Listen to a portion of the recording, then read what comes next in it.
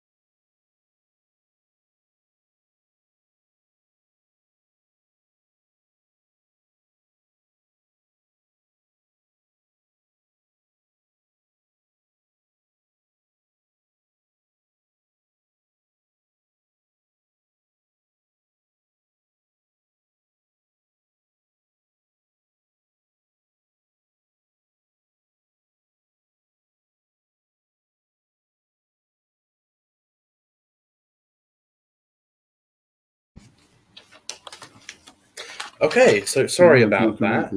We're back again. There were just some audio issues that I had to fix quickly, and the audio issues are gone, so I can take these off now. It's all sorted. How are you today, Stuart? Oh, not so good. I woke up too early, I'm afraid. I thought it was 6 o'clock. It was 5 o'clock. I was pounding around the bloody place. Oh, gosh. So I'm energy depleted. Right, now. So today is our last show together. Yeah. You obviously you're still staying here with Mirador, but yeah, it's the last one for me. Right. And yeah, so... Well, you should be missed. Yes, maybe. I'll lose track of what's happening to Farage and all those other loonies you associate with. Oh, God.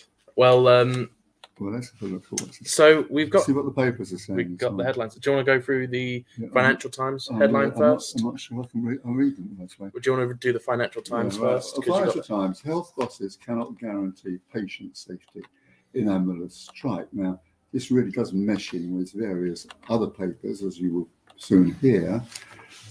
And that if the health bosses go on strike, then people are going to die. So we go on to the Mail, and they say more or less the same thing. As ambulance crews walk out, NHS bosses are so worried by warning us not to take any risks, raising the question: how will they live with themselves? How will they live with themselves if people die today? Is that what the Mail says? That's what the Mail says, right? So everybody's having a go at the ambulance and so forth and so on. But when you think about it, the nurses and the ambulance people have all approached Stephen Barclay, the health minister, to talk to them, and he won't talk to them. He won't speak to them, to negotiate with them about what kind of pay rises they should get. It's obscene. Again, another failure of this failed government, basically. I mean, these things make my blood boil. You know, when I talk about the energy, and they're not doing anything about that either. So people are going to... It's just too much, isn't it, really? No. But these are life and death. Well, you know what? We are supposed to be doing the headlines. Right, yeah. We are supposed to be doing the headlines now, but I've got this on page 7 of the Daily Mail. Do you want to read this bottom one out loud for us? OAP 93 waited in agony on floor for 25 hours. Widow here, good gracious me.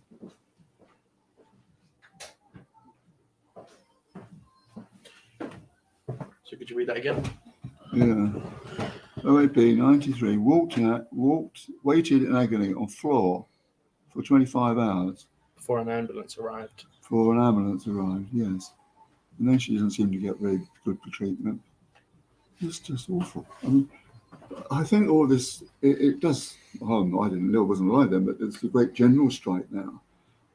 In a way, it was obvious it was going to come, because these people haven't, had pay rises. I mean, when you think that what they've just deregulated the banks so that the bankers can pay themselves absolute fortunes, while as nurses can't even get more than a 4% increase.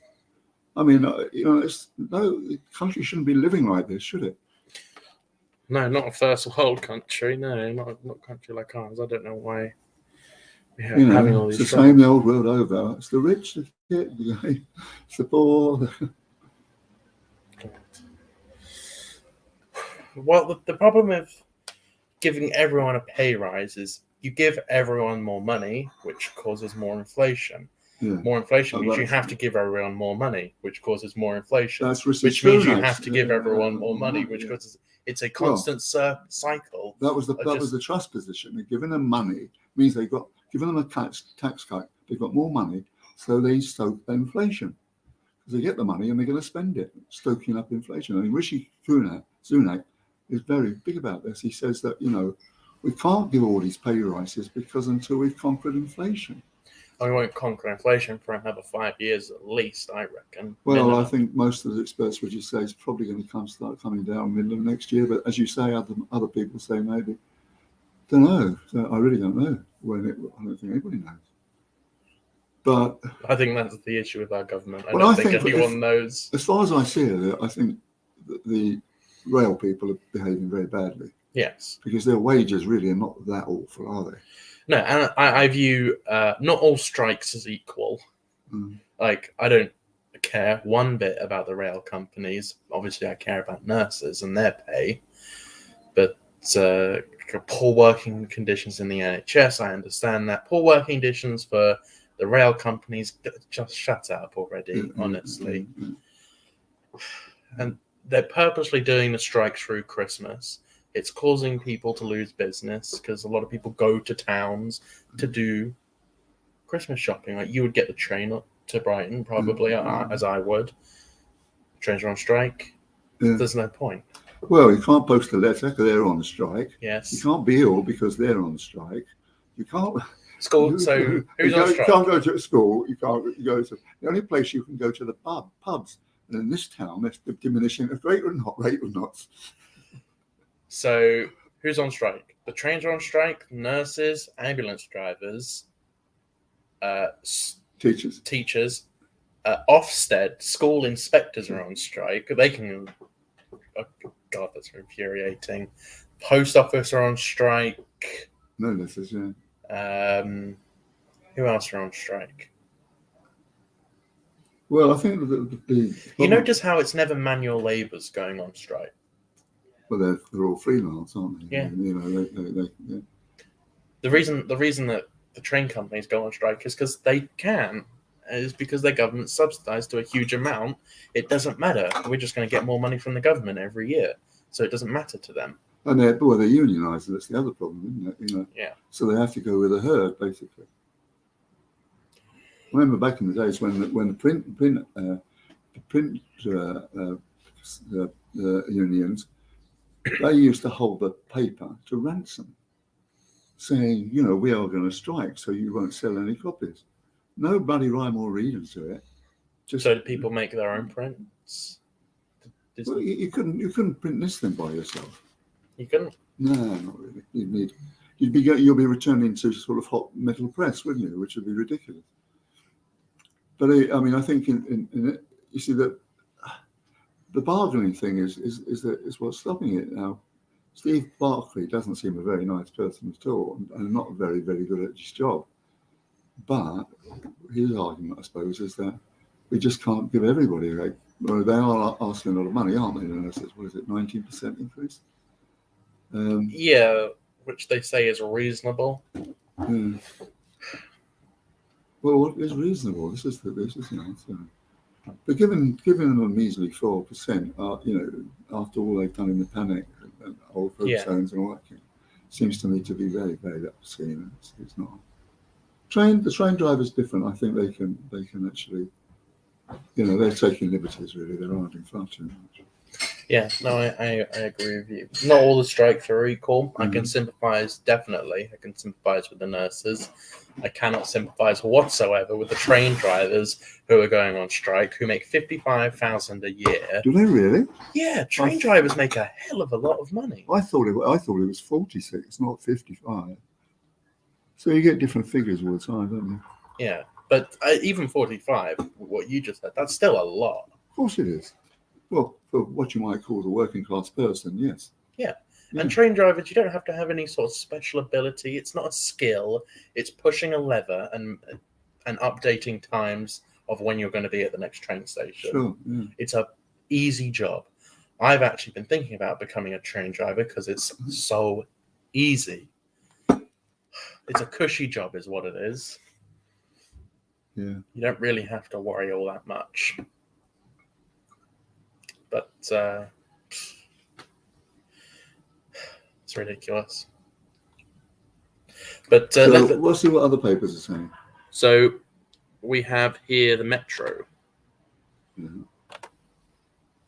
And what is that? You better watch out. I don't get Official, don't get hurt officials or ill. don't get ill. You better watch out. Who better watch out? Can't read The general public.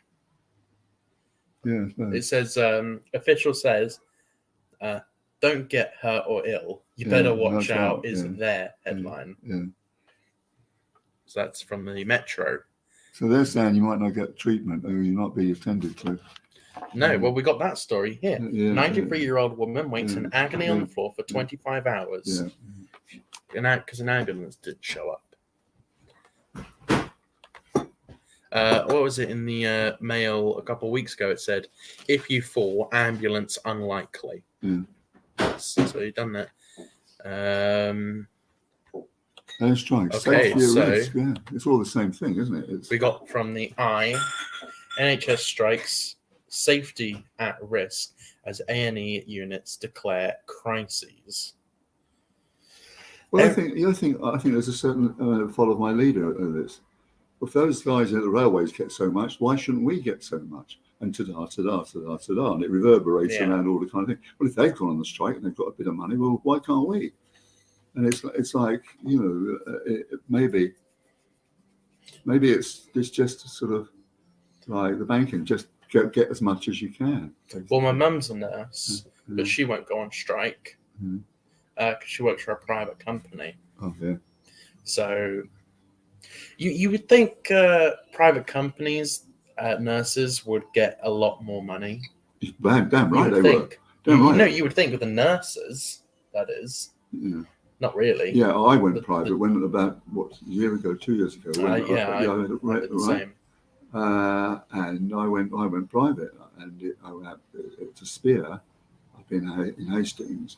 And it was like going to a 5-star hotel. Yeah. And they couldn't give enough attention to you. I mean, I had cups of tea brought to me, meals on wheels, and I was watching the television, and my wife came to pick me up. And I said, well, can you tell her to go round the block a couple of times because I'm so involved. I want to see the end of this film. And really, it was money well spent because 93 days of I was having a hernia, right? That's 2 years. I want to go around with 2 years with it. No, obviously not. So if you got money, that's what you do, I suppose. Well, I went. But then again, just finish this. But the surgeon not only gets money from that, he gets money from the NHS as well. Really? Yeah, because these guys they play that kind of game. Right. Yeah. Okay. Well, I went to private healthcare during COVID because I had to have surgery done on my foot. It got to the point where it was so bad I couldn't walk. Right. So I've had to go private healthcare twice actually. Before COVID, I couldn't walk. I was in so much pain. And we phoned up the doctors and said, "Can we get this booked in?" And this was before COVID. They said yes, but the waiting list is 6 months long. Yeah. And we went, what? So we had to go to private healthcare, which cost £600, which is a lot. Yeah. in my opinion. It's a lot when you don't have £600 to spare. Yeah. Well, a fiver's a lot if you haven't got one. Well, that's the thing. We Yeah. had to do it because I couldn't walk. I was in so much pain. And then 2 years later, I had the same issue, but on the other foot. And again, I had to go to private healthcare. This was during COVID. I phoned up the NHS saying, can I have an appointment because this is unbelievably painful? And then they said, the waiting list is 2 years long. So I went, well, I guess I'm going to private healthcare again. And you're right, it's it's brilliant. Private healthcare, I've never been treated better in my life. Right, yeah. But it's not many people can afford it. I couldn't afford it really. We had to get help from family. You can do it on the drip, It may take 2 years to pay it off. Yes. Yeah. So, but we had to get help from family. It's quite funny because the surgeon came in at the end of the day. I had a wonderful young male Filipino nurse. He was a wonderful guy, and I know about the Philippines. We talked about that kind of thing. And then he came with sandwiches and a nice thing, and he said, "Oh, shall I get your wife to pick her up?" And I said, "Oh yeah." So he said, "Oh, the surgeon wants to see you." So I got up, and everybody was looking at me, man. She said, "Oh, look, you shouldn't have done that." I said, "Why? Why not?" I said, "Because most of the people who come here are in wheelchairs. So lucky old me, And I said, "Well, can you tell my wife that to go around the block?" So I just said, around the block a couple of times because I want to watch the end of this film. It was like being in a 5-star hotel. It really is. No, I know. But again, it's like private schools, isn't it? You pay for what you get. You get for what you pay, rather. Yeah, I know someone who went to a private school. It was £10,000 a term, and they had 2 kids going there. Yeah. That's a ridiculous amount of money. Well, I sent our kids to private school. It wasn't that much, but it was when I've been in working class. I was my wife was very middle class, and she went to a very posh school in New Zealand, and I really protested, but in the end, I think it was a good thing to do. Partially because of social people you meet and so forth and so on. Secondly, because you get a better education. You really do. Yeah, you do. I've been thinking about it. I don't want to send my kids to public school, but I can't. I probably won't be able to afford to send them to private school. I've genuinely been considering homeschooling. Yeah. The only issue with the big issue with homeschooling is the socialization aspect. It's the kids don't socialize properly, and they become a little bit weird later on in life, and there's always something wrong with the homeschool kid. It's always you miss something. Well, my wife absolutely refused to send them away to school, but there was a nice little one around the corner where the little Martin Amos's and a little what was I thinking about? Oh, Richard Branson's were there, and all the rest of it.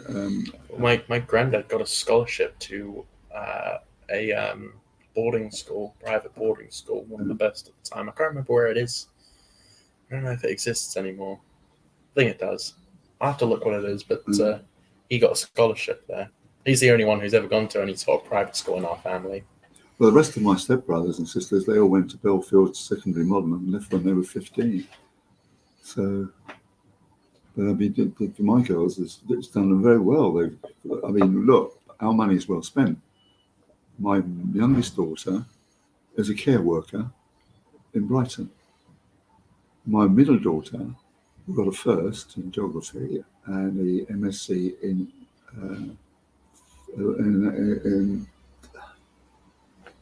what's it, science? I can't remember the word. When about climate change anyway. MSc not in climate change, but in renewable energy or something like that. And both of them have done very well and do very well, but they don't earn a huge amount of money. That's the way it is now. But, the money was well spent, in my opinion. Well, at least they weren't shooting outside of Boots Chemists, shooting up that. Well, Paul McCartney sent his kids to state school, didn't he? Did he? Yes. Really? Yeah. They had this house in Peace Marsh, yeah? Right. And the kids went to a public school. Polytechnic, I think it was. Hmm. Yeah. Well, he came from a working class background, didn't he? Yeah. And he didn't want any twitty children on his hands. And look how well they've done. Stella McCartney, amazing. And Mary McCartney was a wonderful photographer and so on and so forth. It's just difficult to know. I quite agree. Yeah. Well, we'll move on to the next headline. We got The Guardian here. What does that say? Here we go again. It's all about, Do you want to read it out? Yeah, you must urge PM to review to avoid war of attrition on strikes. What does war of attrition mean? Then it dribbles out for ages and ages and ages and ages. Okay. Yeah. Let me, I'll reread the headline. NHS bosses urge MPs to intervene to avoid a war of attrition on strikes. Yeah. Okay. Well, in the Daily Mail, they had the nurses' strikes could go on for 6 months. And I'm like, oh, God. But do you remember when they said these train strikes could go on for another 6 months? I said, oh, what a bunch of rubbish. Of course they won't go on for 6 months. And here we are, 6 months later, and they're still striking. So now they're saying that nurses could be going on strike for the next 6 months. It's everything's going to shit, really, if I'm honest, if I'm brutally honest. Yeah, but people's lives are being affected, aren't they? I mean, train strikes, people can't get out to work, and hospitals, particularly after the pandemic, it seems to me to be really wrong to actually not, do something about the nurses thing. But then I blame Tony Blair about all this. When he was Prime Minister, he invested loads of money in the NHS, but all this money went to consultants and administrators, didn't it? It didn't go, to the old patrons to run the place like they used to. The old matrons used to run it. But this was a mistake, wasn't it? Because since his time, there hasn't been enough investment in the NHS to the actual people who work and do that kind of thing. Yeah. Well, I was just having a look in here. Speaking of health and stuff, look who is back in the papers after a long time. Dominic Cummings is back in the news. Yeah. That's a name I haven't heard in a while. Well, Dominic Cummings is like one of these famous phrases. Hell have no fury like the wife scorned. Can you say that again? I didn't quite catch that. Hell have no fury like a woman scorned, or something like that. He's like behaving like that. Hell have no fury like him, because he wants to bloody well get Boris. He really wants to destroy him. Well, he's not going to make it because Boris is too fat for that. And plus Boris is already out. He's gone. Well, he's not. He's going to run for his new slip, isn't he? Probably. I mean, despite his size, he's very good at climbing up the greasy pole. Yeah. Well, Dominic Cummings hasn't been in the news, and the whole outrage, like last year, was just such a non-story. It was just such a waste of time to talk about, in my opinion, when it was in the news majorly. What was it he did? He broke lockdown rules to go drop his children off at his grandparents' house, and then go to somewhere in the north. To see if he could drive the car all right. Yeah. Crazy. That was just such not a non-story to me. Oh no, someone broke lockdown. It didn't care whatsoever. I just didn't care. Well, the thing about it is, Max, it's one rule for them and another rule for us. That's what upsets people. Yeah, well, they're all right. They can go to the funeral of their dear wife, their dear mother. We can't. Yeah. I mean, that is it. It's excessive bloody. Well, during the height of the pandemic, Scotland were only allowing 3 or 4 people at any one funeral. Yeah, that was ridiculous. But you couldn't get married during the pandemic. No, you couldn't. Yeah. Which might not be a bad idea. Well, they were expecting a massive baby boom during the pandemic, weren't they? But that never happened. Well, look, want to bet? You bloody well only got to go out here and see the number of parents pushing around, 1-year-olds and 2-year-olds. No, There's but been an absolute baby boom in this there town. hasn't been.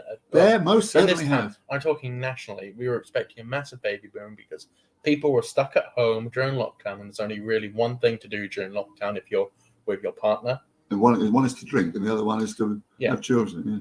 There used to be there was a famous New York Times headline when people were running out of energy and so forth and so on. So and they said, "Iron while the strike is hot," or something like that. Or strike while the iron is hot, to keep yourself busy in the house, sort of thing. Yeah. All right. Well, we'll move on to the next headline. We have here from the Times: avoid taking risks. Public are told by paramedic strikes. Sorry. Let me repeat that. Avoid taking risks. Public are told as paramedics strike. That is, so they're being told to avoid taking risks. What? It's infuriating. What risks are they likely to have? Getting a cast? Don't do something that could get you hurt, which is, most people follow that day to day anyway. But don't take the extra risk. Maybe what they're talking about is don't go in the snow. Don't go walk out in the ice. You could fall, and an ambulance won't come and pick you up. We've also been hearing from the Times and the Telegraph saying that people are having to get taxis to the hospital now. Yeah, I took my wife to hospital on a taxi. Yeah? Yeah. She couldn't walk. Would you have normally called an ambulance for that sort of thing? I would have thought so, yeah. But you didn't? Wow. Well, we did phone an ambulance. And they said they haven't got one at the moment, sort of thing. So you had to take your wife to hospital in an ambulance, in a taxi, because an ambulance wouldn't turn up? Yeah. Wow. But do you know now in Lewis, there's a shortage of taxi drivers because they're not getting a fair deal. They don't make anything about it. But the ones that are owned group by group, not guys that have got their own cabs. So that's another lot. That's another thing. Yeah. Well, it's getting way too ridiculous. All of this. What's the next? All these strikes and the rest of it are the sort of fin du siècle of the Tory party.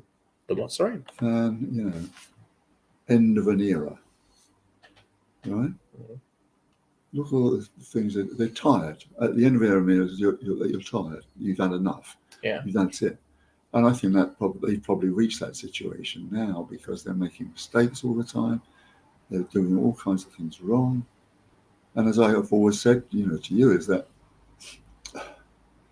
Boris was very shrewd by filling his cabinet by second-rate people, because no one of them was in a position to usurp him, and not one of them has proved to be worthy of a cabinet job.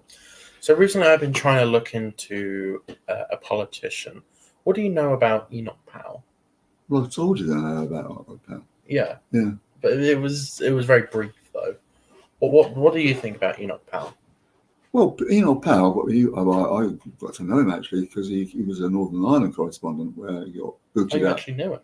No, I wouldn't say I know him, okay. But I've spoken to him. I don't know if he's still alive, is he? No, definitely not.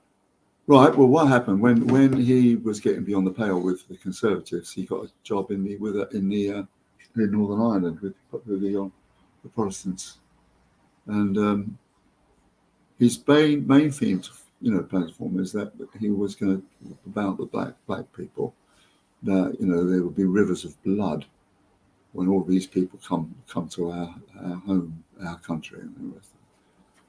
Because there was going to be some riot over the racism issue. And in fact, he was right. He's one of these people that people slag off, but he usually gets things right. Well, actually, I'll tell you what he got wrong. Yeah. Was his predictions on immigration. He was actually incorrect on those. Why? He said, if we're not careful, by the year, by by like 2015, 2020, Birmingham and London and all these major cities, Leicester, they could all be almost a quarter non-white. They're now 50% non-white. Yeah. So he got that wrong. He had a bit of an underestimation. Well, I know something about this because I was brought up in Paddington, right? And the school was first comprehensive. It was put together by a vocational school, which they were in those days. Yeah. North Paddington School gave girls typing lessons and boys learned woodwork and metalwork. And it was put together with a school called the Kemble, which was really the roughest, toughest school in bloody town, and really was. Just to give you one example, 2 of my classmates ended up in Broadmoor. It's the kind of place. Broadmoor, that's the Isle of Wight, isn't it? No, Broadmoor is the loony bin for mad people. Right. I thought that was the prison, the super prison. No, that's not. No. Newport, and then in 1950 period, 1956-58, I think it was, all the Windrush families, for the buses, the men for the drive the buses, but their kids were put to school in Paddington. Yeah. For some reason, yeah. So when I first went there, it was 3 black kids who were sons of a Ghanaian diplomat. By the time I left, it was 85% black, and it was terrible business because there was a slum landlord called Peter Rackman, and his son, one of my mates' mothers was the mistress of Peter Rackman. So my friend was able to get me a sort of situation where I could go and see where the black people lived. Oh my God, it was sickening. There was a prime stove in a middle cabbage, and so forth and so on. And then the racism began in the real first Notting Hill riots, which my teddy boy brother offended, was, a bloody riot, a racist riot. And from there, it just seemed to escalate. And I think probably, that kind of thing. Well, Leslie, my wife, thinks that, the racism now is still fairly abundant. I would have thought it's been a bit reduced, wouldn't you? Yes, but also no. Let's see. The thing is, racism towards black people has 100% gone down. It's gone down since when you were a kid. Yeah. But I think racism as a whole probably has stayed the same. I mean, it's gone in the opposite direction now. Positive discrimination. Positive discrimination. Yes. Yeah. That was when Lyndon Johnson became president, and he banned all these things against the black thing. Yeah. He really overdid it. There was too many black people that didn't deserve to watch it, so forth. I mean, but it's the same here, isn't it? That positive discrimination. I mean, do you remember there was a big joke that the Labour Party wanted a certain candidate to run? And this woman had to be black with 1 leg and 3 illegitimate children, and was disabled. Disabled, yeah. Queer. Yeah. That's positive discrimination. Yeah. So, but I think this positive discrimination is actually making people more racist. Possibly, yeah. Because people my age are seeing this, the positive discrimination, as it's known as, it's switching. So you have the short lists for black people and women and young white men are getting angry with this and saying this is ridiculous. You wanted equal rights, and now you're going way too far. What equal rights for everyone? We're getting sick of you. And I'm seeing this a lot with people my own age, is they're getting sick of certain people. I mean, my generation is the Generation Z is actually the first generation where LGBT acceptance has gone down. What generation? What Generation Z. Z? What That's what the generation I'm in. What Z? Yes. What does that mean exactly? Do you not know the generation system? You got the boomers, the baby boomers, Gen X, silent generation, millennials, and then Gen Z. So I'm the newest generation. My generation is the first where LGBT acceptance has gone down because it's always been going up and up with acceptance. And it got to a point of something like 70% of all millennials accept LGBT people. Whereas now only 60% of Generation Z accept LGBT. So acceptance for the gay community has gone down. Yeah. And I think it's because of this positive discrimination. Again, positive discrimination. I don't like using the word, but it's the word that is used most commonly, so I have to use it. Well, I don't think it's positive in the slightest. I feel very sorry for your generation, for young people, because I happen to be a baby boomer, which was the golden era. Yes, it really was. I mean, we had free education. We could save the money for a mortgage, and we could have a triple lock pension, and there was all kinds of things. It was a golden age, and I don't think it's ever going to be repeated again. No, I don't think it will. You're right. It's just a shame to say. But I mean, I just see it from my own children, although they've been well educated and so forth and so on. If I wasn't able, and I was able, they couldn't have gotten the mortgage either till late 30s. And that's. Well, I'm just waiting for the housing market to collapse so I can buy a house. Well, it's supposed to be going down, but you've got to remember this is a small, overcrowded area, right? Yeah. And there never are and never will be enough houses. No. Right? So that's a problem we've got. And we also have a growing population. Yeah. That's the thing. We have a growing population, but a declining birth rate. Yeah. Don't know why. I think you know why. Why? A declining birth rate, but a rising population. Yeah. There's only one reason for that. But why is the birth rate declining, do you think? Why? Because young people don't want to have kids. They, like you, say, well, I feel sorry for my generation. The next generation is going to be even worse. I'm not going to have kids and bring them into that. Oh, yeah, there are people. Yeah, one of my daughters talks that way. So there are so many people who don't want kids, and so many people who are brainwashed into not having children of, climate change is so bad, the earth is just going to end in my kids' future, so there's no point having children. I think they're brainwashed, completely brainwashed. The world isn't going to end because of climate change. Give over, honestly. Well, you wouldn't know. Look, I reckon the population in this town is absolutely exploding. I can't bloody walk along a pavement without it coming across the flipping plan. No, I know. No, I mean, it's just true. Yeah. There are loads, and it's a baby boomers in this town. It's really, really quite. But all the baby boomers, there aren't a long time left, and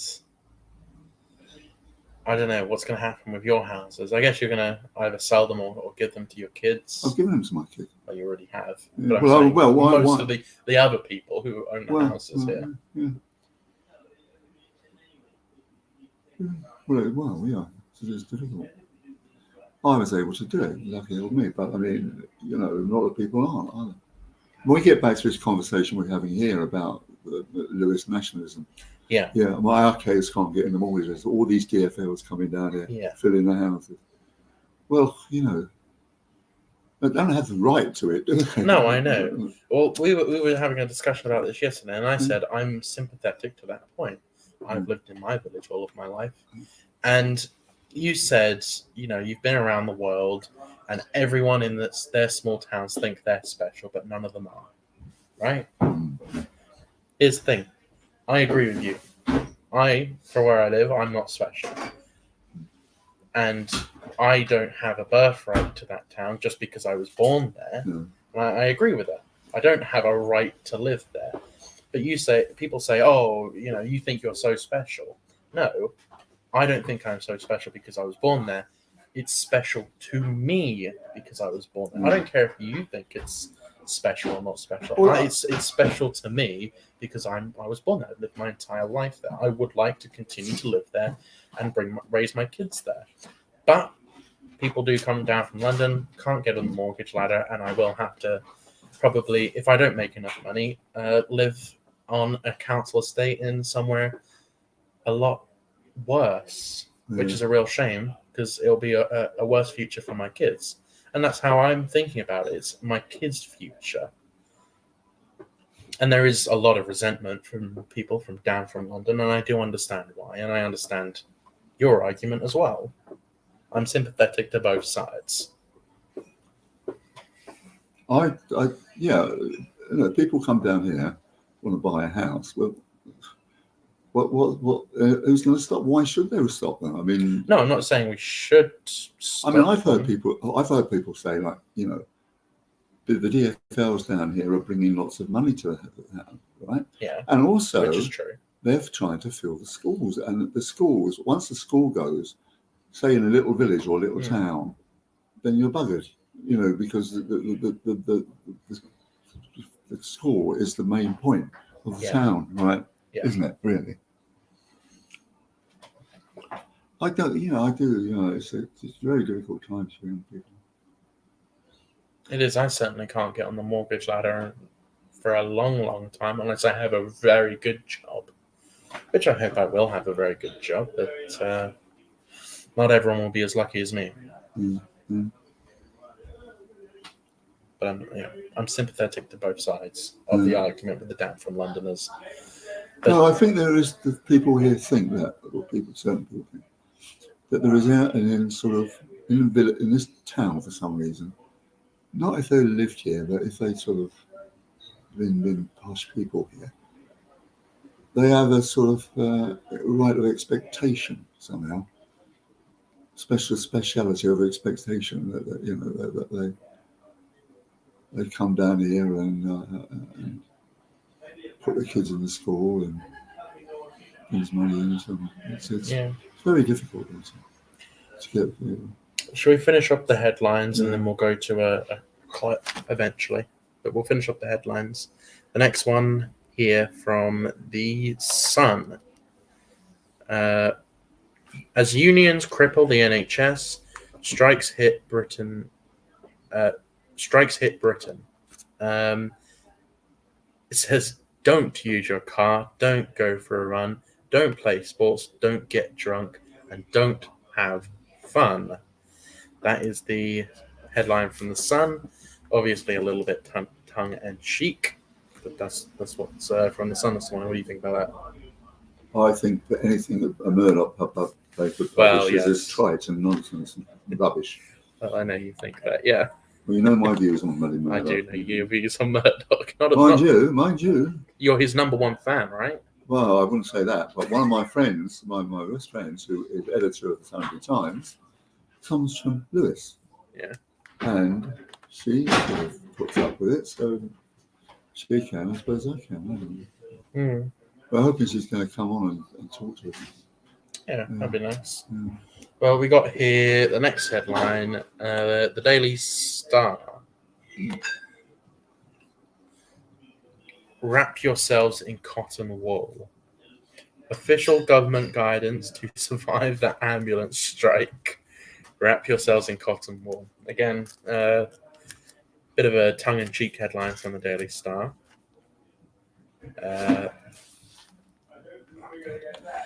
Have you been looking at any of this? They had an extra bit about Harry and Meghan in one of the papers. What do you think about all that that's going on right now? Well, I don't know what's going on because they're finding it incredibly boring. Well, Harry and Meghan now have a Netflix show on about how much they like privacy. Yeah, which is a bit critical, to say the least. Yeah, a bit. Perhaps they just needed the money by selling the mail. I can't believe so. Queenie gave them a few bob, didn't she? Before she went. I think they've got enough for the rest of their life. I think they'll have a nice, comfortable life. Yeah, that's that Meghan who led her astray, Yeah. He's a nice boy since up to then. He was very nice. He did all those wonderful Olympic for the didn't he? Yeah. And now he's just under her thumb. But why would you make a Netflix documentary about how much you want privacy? What a ridiculous thing to do. Well, point one, why would you want to have a Netflix thing anyway? Point two, why would you want privacy? I mean, I think that's really hypocritical. Really do. Yeah, it is. Mm. But it is ridiculous. Well, we'll go to the next one. I think this is the last one, is the Daily Express. Royal fail, Xmas post disaster. What's this about then? I'll have to read more onto this later. We don't have time. Royal fail. Yeah, I'll have a look into this. But shall we go to... So what we've been doing is playing part 1 of Everyone Has a... Sorry. Let me repeat that. We've been playing The Bloody Past of a Tiny Town, part 1 and part 2. But what we're going to do is we're going to play the full episode of episode 7, and then tomorrow the full episode, which is episode 8, and that's the last one, because tomorrow is the last day until Christmas, I believe. Because we're going on strike. No, we're not. We're going on a break until New Year's. So we're going to play the full thing here. Here we go.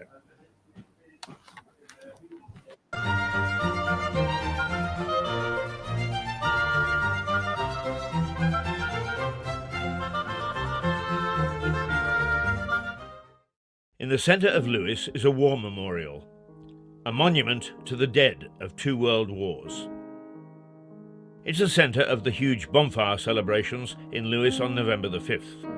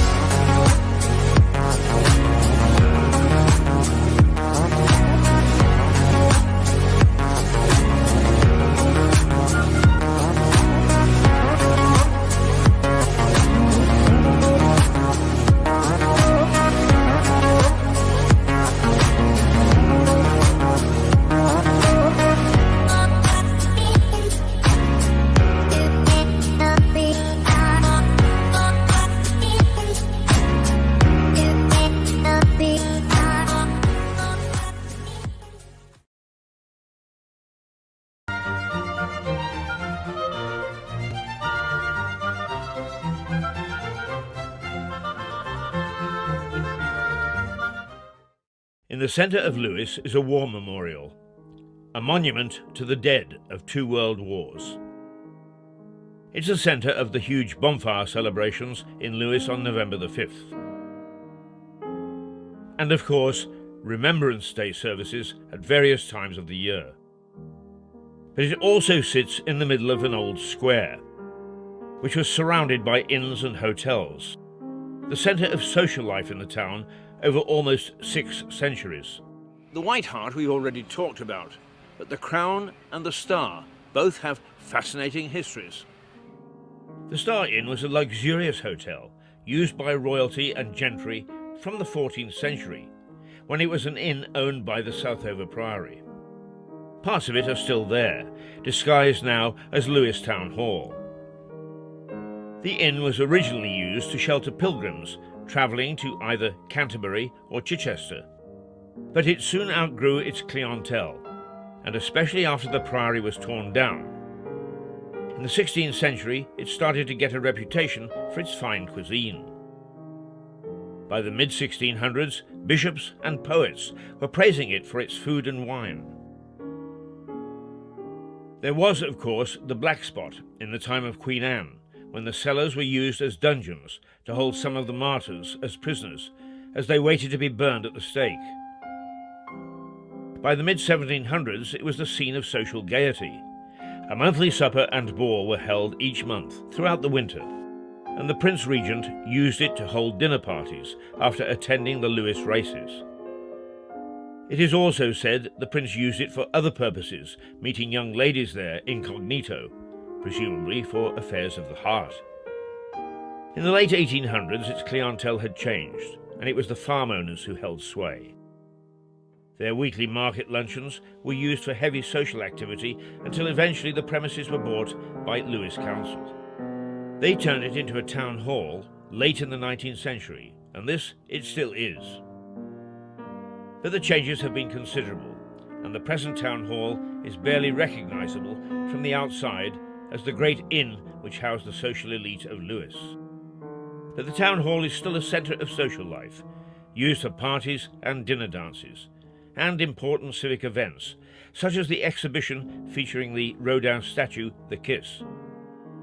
Once banned from Lewes, but welcomed back with open arms for a brief stay. The Crown Hotel is almost next door and is still extant. Although it has struggled recently to achieve former glories, it was built in the reign of Charles I and was originally called the Black Lion. It changed its name to the Crown in 1790, and the Crown it has remained until this day. In its better years, it received visits from royalty, King George IV, and there is no suggestion that he was with a young lady. There's a little bit of modern history, though, to add to the Crown. When I first came to Lewes, there was a chap called Tony Burton here who befriended me. Tony took out the tenancy of the Crown Inn after a life of travelling around the world. He installed a grand piano in the bar area and played it to laughter and gaiety throughout the 80s, and he attracted a whole range of entertainers to join him. Those glory days have gone. Ownership of the Star Inn and of many properties around Lewes showed the power and the wealth of the Priory. When Henry VIII had the Priory pulled down, his hatchet man, Thomas Cromwell, grabbed a mansion house nearby, which had been owned by the Priory. But he didn't own it until his power had started to slip. Anne of Cleves led to the downfall of Thomas Cromwell from almost unprecedented heights of power. He was the king's favourite, and why not? He'd masterminded Henry's break with Rome. But he also masterminded his marriage to Anne. She turned out to be anything other than a beauty, and Henry never forgave his friend for arranging the marriage. The king had the marriage annulled after 6 months, on the grounds it had not been consummated. Anne's looks are historically the reason given for why the king couldn't make love to her. Cromwell took the blame, and as he slipped from power, his enemies closed in. He was eventually imprisoned in the Tower and beheaded. He added, in a distant sort of way, to the bloody Lewes tag. The executioner took 3 shots at trying to behead him. Anne of Cleves was granted this 15th century house bearing her name in Lewes when her marriage to Henry VIII was annulled in 1541. It was on the 16th of February 1538 that Lewes Priory was given to Thomas Cromwell, who was then Keeper of the Privy Seal. He immediately set about converting part of the prior's lodgings as a home for his son Gregory.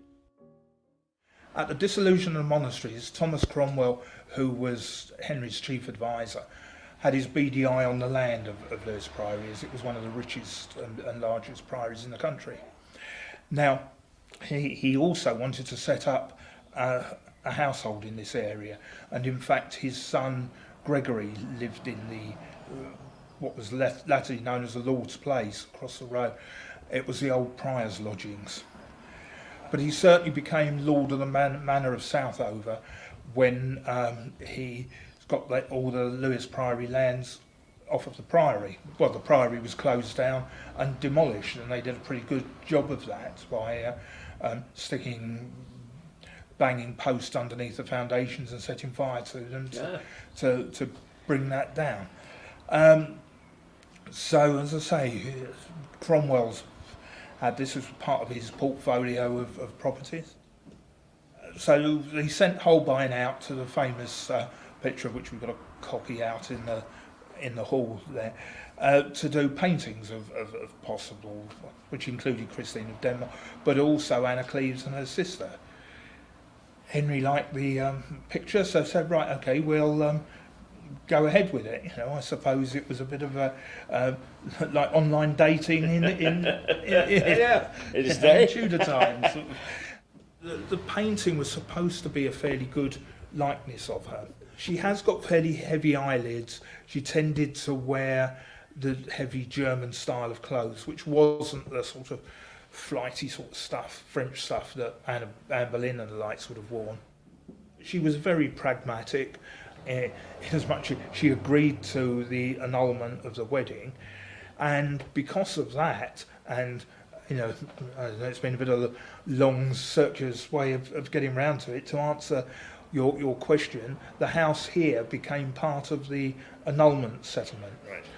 The Manor of Southover was one of 9 manors that she got in Sussex. She also, and by manor, we're not just talking about this house and the gardens around it. It's all the land that was providing for. So this was one of 9 manors in Sussex. She had another 9 in Essex. She was welcome at court. She got on well with Henry and Mary and Elizabeth, his 2 daughters as well. She actually outlived all the other wives, and she's the only one buried in Westminster Abbey. At Anne's death, it reverted to the crown, and it went through a number of hands. Most notably was the Saxby family, who did a lot of the alterations to the house. So the original house would have been the footprint that you see from the road. So in fact, the bit that we've got now as the Iron Gallery and the Lewes Room was an old malt house. And eventually, Frank Verrill, who owned it, was on the council and was involved heavily with the Sussex Archaeological Society, presented it to the Society in 1925, and it's been a museum ever since then. Not much later, in 1603, one of the oldest monuments to Lewes life began existence. A local lawyer, John Roe, gifted a piece of land to the town. It was much later that the town worthies decided to put it to use. They created Pell's Pool, a public swimming baths, drawing the water from the spring under the land. The water still comes from that source to this day. The cost of the project in the mid-1800s was £442, 5 shillings and 6pence, raised by public subscription. The name Pell's comes from an ancient word meaning pools. Again, it was the priory that influenced this development. There was a series of pools nearby before even the Romans came to Britain. The Normans transformed these pools into fish ponds, and the priory monks used them to rear swans, providing feathers for their quilts. They later drained the area to create water meadows, which included a paper mill. Locals would swim in the mill pond, and so a tradition of swimming was established in the area, resulting in the present-day swimming pool, the oldest freshwater swimming pool in Britain. But water has not always been a friend to Lewes. Whenever I have talked about attacks on Lewes, it has been either fire, wars, or plague. But there was one enemy which had formerly been a friend throughout its history: water. Back in a moment, but for once not a visit to the pub, but a reflection on the power of water.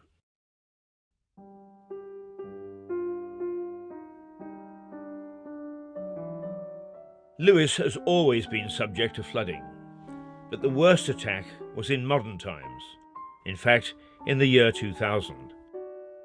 The flooding was as serious as it was unexpected. 3 days of exceptionally heavy rain caused the River Ouse to spill over the top of its flood defences.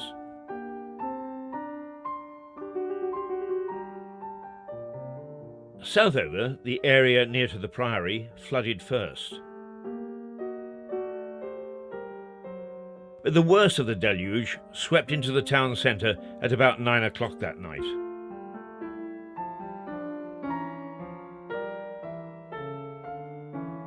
I don't normally like to give what I call a shopping list of facts and figures, but the devastation was as severe as when the French raided the town in the 16th century.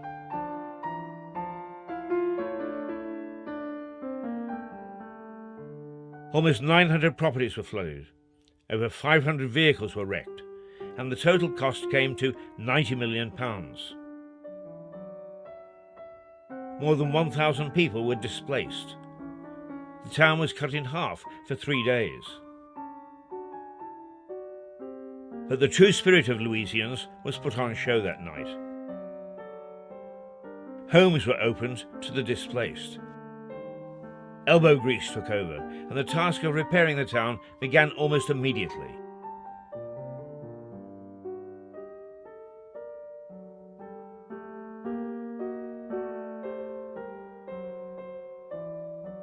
The long-term effects were felt for months, even years afterwards.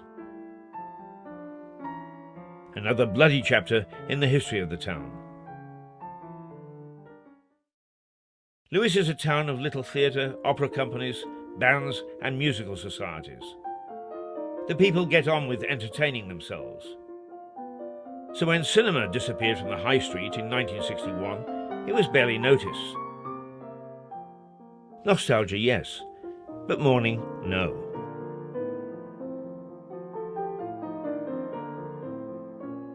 The townsfolk got cracking, and films are shown in a local abandoned church and the little theatre premises. A local radio station gave limited broadcasts for the week of Bonfire, and another week for a now-defunct Lewes Festival in 1997. Radio Caburn evolved into Rocket Radio, a broadcaster still going strong, when the Bonfire marches begin in November.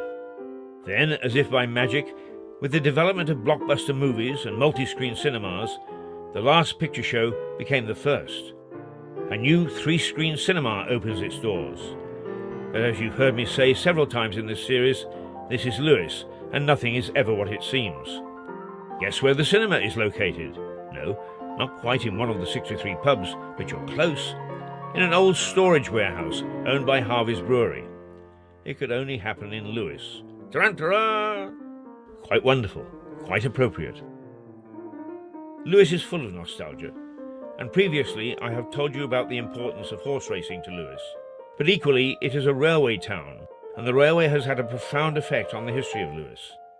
The advent of the railway caused one death and one rebirth of important elements of Lewes the town. When it first came in 1844, the Brighton, Lewes and Hastings Railway gave a new means of trading to Lewes. The port had seen a huge amount of activity as the foundations of the new railway lines demanded clay. The barge owners were only too happy to oblige, and their vessels sailed back and forth up the Ouse, bringing load after load. But there is no sentiment in business, as they say. And the railway quickly took over the haulage business, once enjoyed by the ships sailing on the Ouse. Slowly, shipping declined, and so did the port. Lewes became an increasingly important railway hub, serving the coastal towns of Sussex as well as London and the nearby town of Uckfield. That line no longer exists, but as with all things lost in Lewes, there are serious attempts to get it reopened. While it caused the decline of the port, it was the saviour of the racecourse. Crowds had rapidly declined after royalty had ceased to favour the track, and transport proved difficult. But the trains gave easy access to Lewes, and the course flourished again.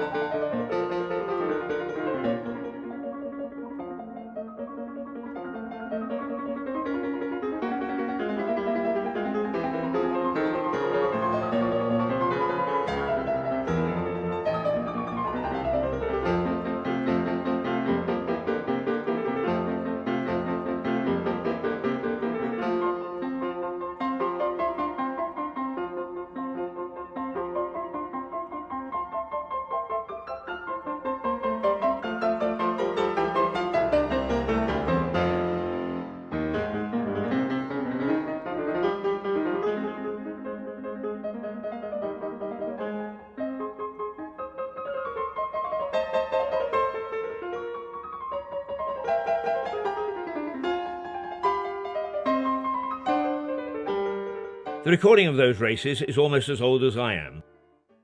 I can remember as a little boy standing on the platform scribbling down numbers as trains belching fire and smoke roared by.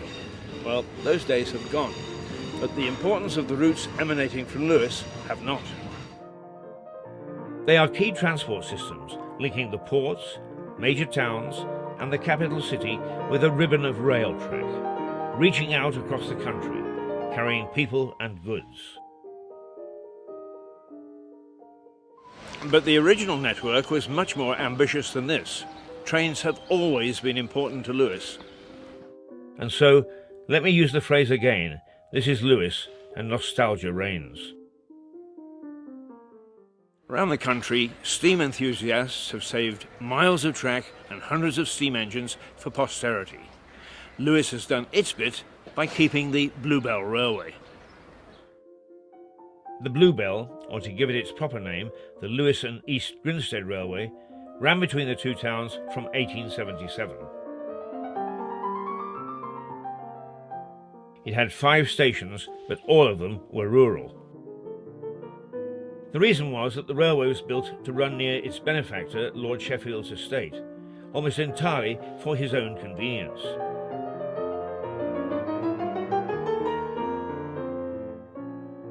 It recorded that the entire touring Australian cricket team on one occasion was taken to his lordship's residence to play against the Sussex team.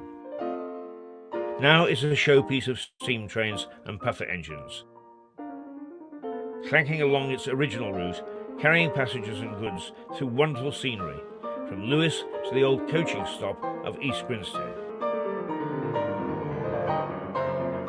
Nostalgia. Time to say ta-ta again, but tonight, not to a pub, but in a cloud of steam.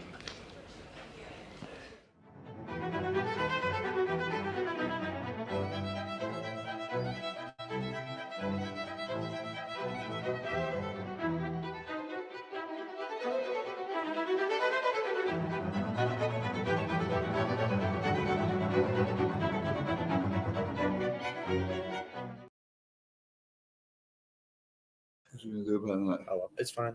Yeah, just leave it. Okay. So we'll go from this one. And we're back. Right. Yes. Just crashing and bashing about the place, dropping stuff, Yeah. honestly. So I had a question for you. You said earlier that baby boomers had it the best out of any generation. Why was that? Well, I think there's various reasons. First of all, it was after the Second World War, and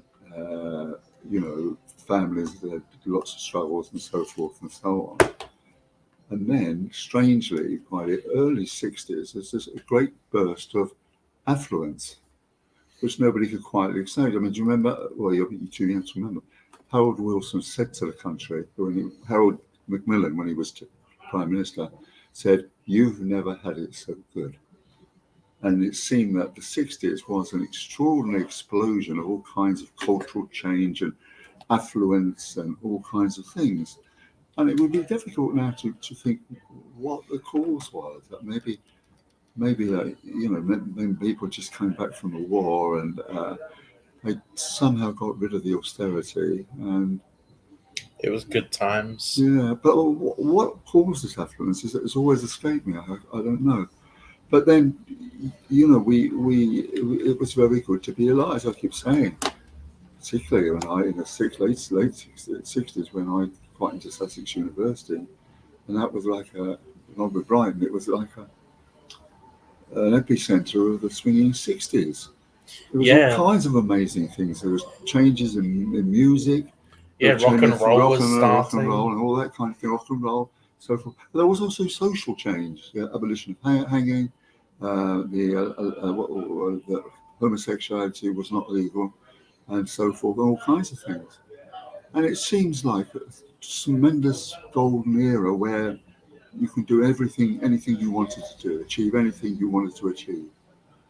It wasn't like that, of course, but it seemed like it. And I think it was the start that we are going to be a golden generation, really. Mm. And it was, and since then, everything was rather good. I worked while working class. Thank you. I'm going to take this away. Right. Thanks. Thank you.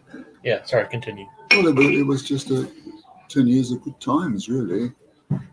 You could buy your own home, save your money to own a home. There was full employment, because after the war, when a lot of the men were bumped off, and various other things. So that you just, when I compared it, I was born towards the end of the war, but 1950s living in London was a very dull, grey experience. There was rationing. Young people weren't recognised as a teenager wasn't recognised as a cultural cult, or a separate sort of part of the population. But they had money to spend. God knows how, why. It would just seem to come alive again. It was just where did they come from? Okay. Well, yeah. I do like the music from the 60s as well, from that era. Yeah. I think 60s, 70s, and some of the 80s were some of the best times for music. But how come the affluence? That's the bit I didn't quite know about that. People could afford to save. There was job security. Anyone could. I was talking to my grandparents about this, and I was like, it's really difficult to find a job because there's so much competition, there's so many people, it's so difficult. And they were saying, oh, back in my day, you could walk into anywhere and just get a job pretty much anywhere. Yeah, that's right. Yeah. Everywhere was always looking for someone. What happened? Why did that change? Obviously, we've got more people and more jobs, but it seems like we have more jobs than more people than jobs. Well, you were rebuilding society in a way. Rebuilding the society. You have a fresh new start. You weren't bogged down like paying money for the war and all the rest of it. So as people got jobs, they paid tax, and then tax they could invest in this, that, and the other. I think that's the only explanation I could provide on that. It was there, but then it was fantastic, getting jobs and going travelling, and people started going all around the world, which would have been impossible. My parents started going to places. I remember they came back from Morocco and said, you wouldn't know what it's like. He said, it's just like another world over there. I said, yes, I've actually been there, Mum. Oh, yeah, of course you have. You've been everywhere, haven't you, Mum? I've never even left England. I've never been to Scotland or Wales or Ireland. I've never been anywhere outside of the UK. I've never even been to the north, actually, now thinking about it. The furthest I've ever been is Norfolk, and that's not north. Nice place, Norfolk. Yeah, it's all right. It's where my grandma lived when she was still around. It was a nice big town. Nothing interesting going on particularly. Yeah. Just a very regular, boring town. Nothing interesting. Anyway, we ought to talk about energy matters now, shall we? Oh, God, yeah. I completely forgot about that. Have you got? Yeah, we've got some. Yeah, sure. Well, should we quickly go to a clip? Yeah. I'll get the camera sorted out, Yeah. and then we go into energy matters. Yeah. All right, there you go.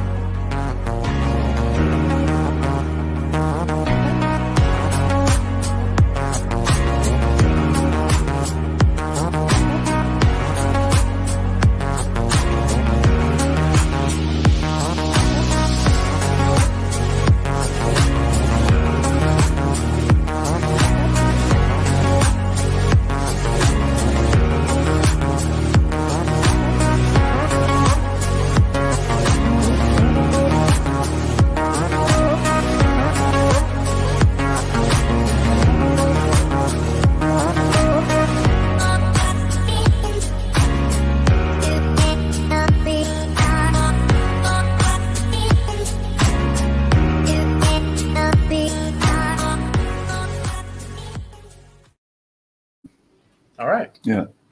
Energy Matters. Here we go. Right. Good morning. I'm Stuart Dorby, and I'm going to present my program, Energy Matters, today. Well, the past year, of course, the energy crisis has been in the news all of the time. There's all kinds of good things, bad things, and so forth. But one of the things that sticks in my mind, which was very odd, was at the end of COP27, the Norwegian representative there said that he thought that gas did have an important part to play in the energy mix of countries which have large populations, which means Britain.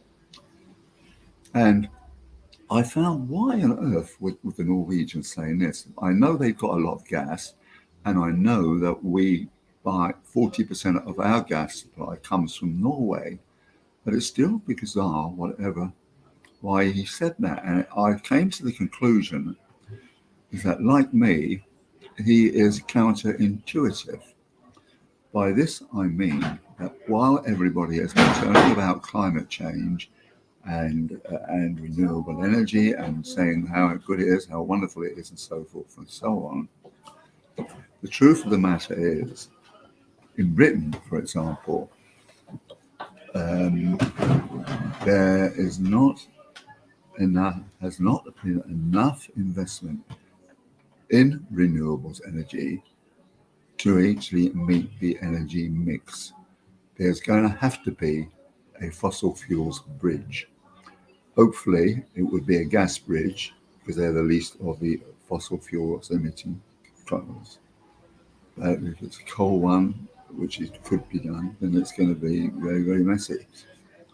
And I've been writing about all these kind of things, and I've got to the feeling that, yes, I am counterintuitive about meeting the energy, zero carbon emissions, because I've been writing and so forth and all of it. But I thought to myself, look, this is not the first energy crisis we have. If you scroll back to 1972, then when the coal miners went on strike, it caused a shortage of energy, an energy crisis, if you like. And that actually, Mr. Edward Heath lost his job. They then decided that there was lots of gas in the North Sea, and they would, for the next few years, they would actually try and have a dash for gas and use gas. Then Mrs. Thatcher, the then Prime Minister, decided to privatize the energy supply companies. And that was, in my opinion, not a very good thing to happen, but because it meant a oligopolistic cartel of 6 companies, actually determining the energy mix and the number of people who are going to receive it. So these big 6 cartel was British Gas, British obviously, E.ON, which is German, Npower, which is also German, EDF, which is French, Scottish Power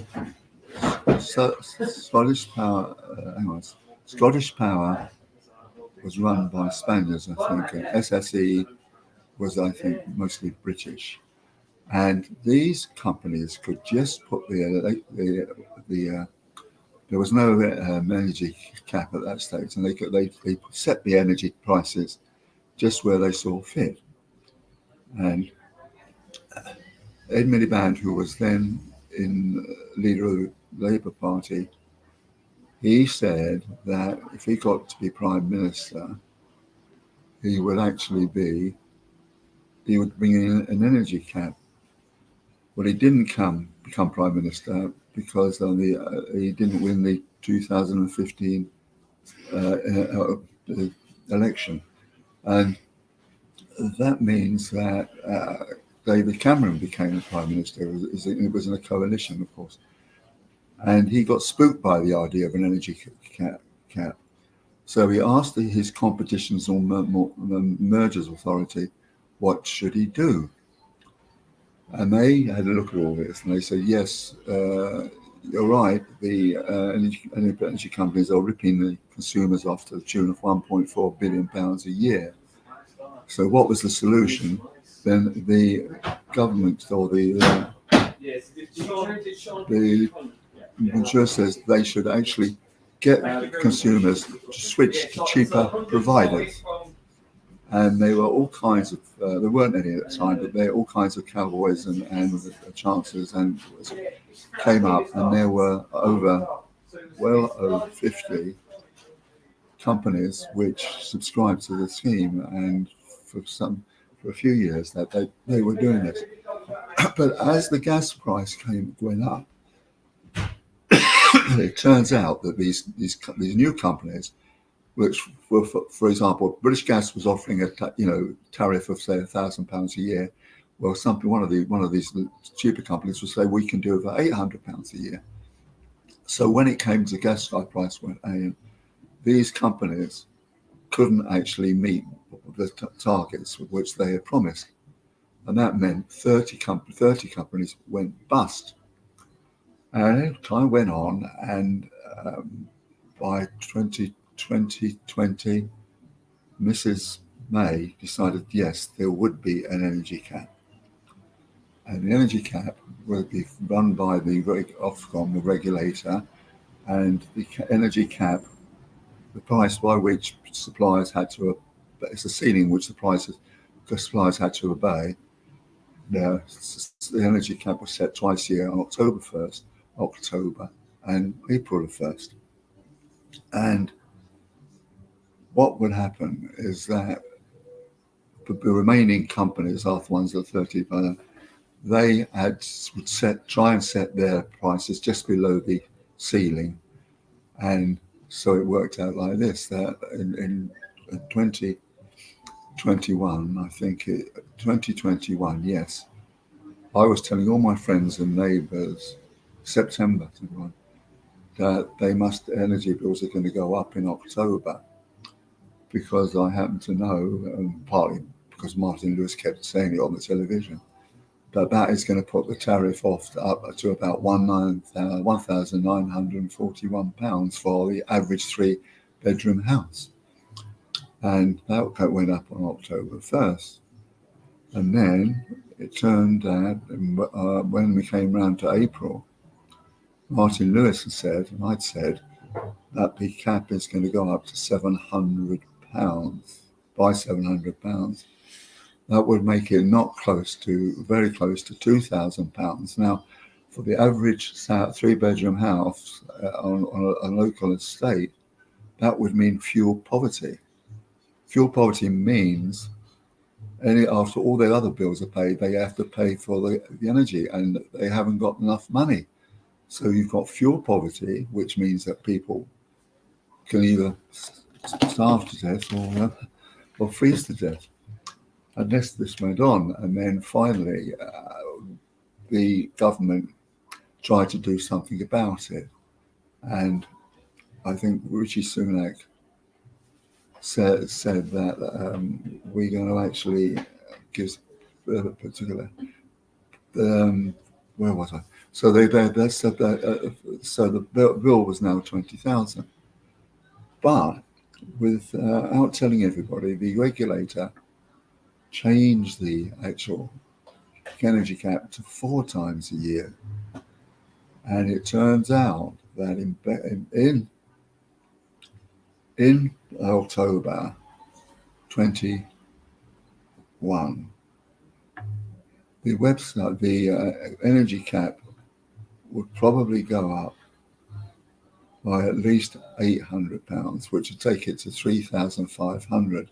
So you're not only just getting fuel poverty, you're getting real destitution. And it went on, and then so it went up to 3,500, and in January 2022, the cap went up again to, it was 4,200, and that's the situation that went on. And one of the think tanks that the Conservative Party used said that by 2023 the energy cap is going to be £6,000. That means £500 for every average £500, and that's absolutely obscene, because all the suppliers they get the gas, and they're supposed to pay money for it, but instead they pay off the gas, but they give huge amounts of monies to the CEO, like British Gas, for example, at a salary of £2 million, and an awful lot of money goes off to the investors of these companies. And that is the situation now. We've got profiteering at the cost of all the consumers having an extremely cold time during the winter. So, you know, unfortunately, my gas boiler broke down recently, so I've got to find somewhere fixing that, otherwise I'm going to freeze to death. Anyway, profiteering is going to go on, and it's just awful. Thank you. Enjoy the rest of your day.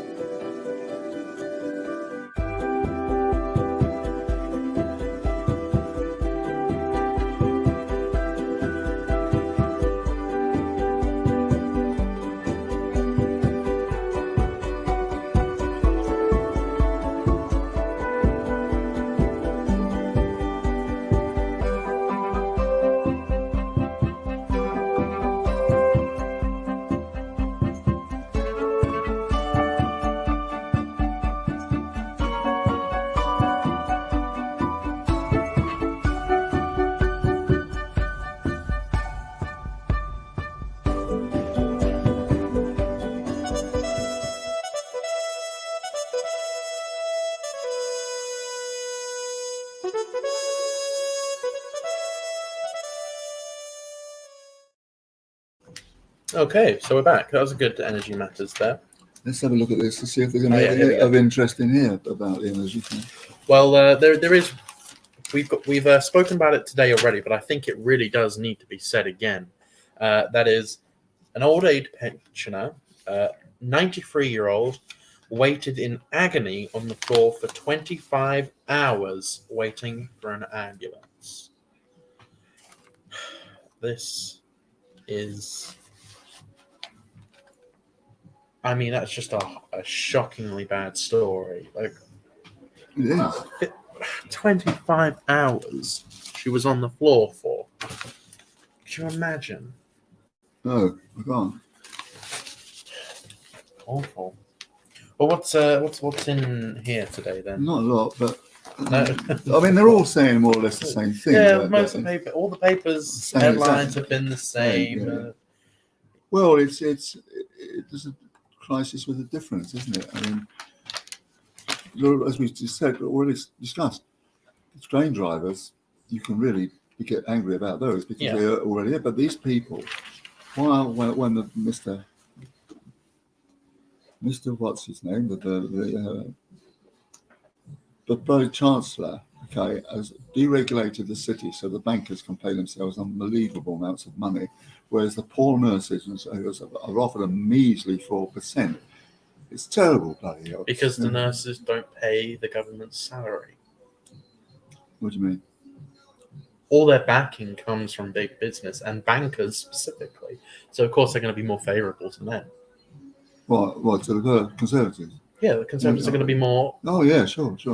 And it's not just a Conservative thing; it's Labour as well. Come on, they're the same party these days. The difference the only difference in there's no difference in policy. The only difference is social issues now. No, the difference is that the Labour Party still has the unions, right? There's always been a party of the unions, not as regulated as it was. And they're the ones who are causing all the flipping trouble, and that's not because Labour is not doing anything about it. They should actually talk to the rail people and the nurses and all the rest of it, but they're doing that bugger all. And it's the unions used to be so dominant back in the day, Max, and it's just really crazy that while they pander the rich and conservative people parties, they pander to the rail strikes and all the rest of it.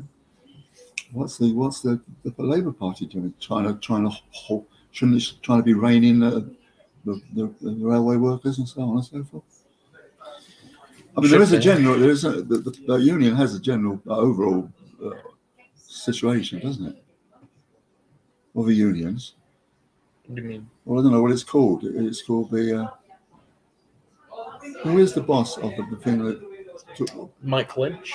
No. He's the that deals with all the unions. There was an organisation. Oh, I don't know the name. General, something or other. I know what you're talking about, Yeah. yes. Yeah. Can't remember the name, though. No. But yeah, about them. Yeah. Yeah. Well, there are no unions in the Conservative Party. That's for sure. Probably not. No, I would be very surprised. Oh, actually, no. Well, no, they don't have unions, but they do have coalitions. That's a bit different.